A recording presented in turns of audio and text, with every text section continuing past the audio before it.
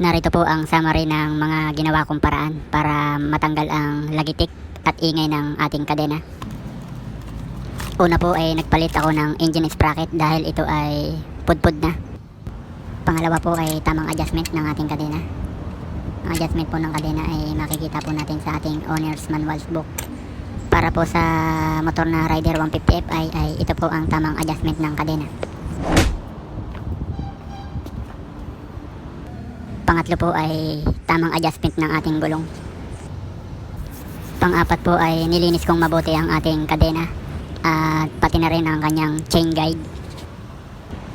At ang panghuling ginawa ko po ay nilubricate ko po ang ating kadena.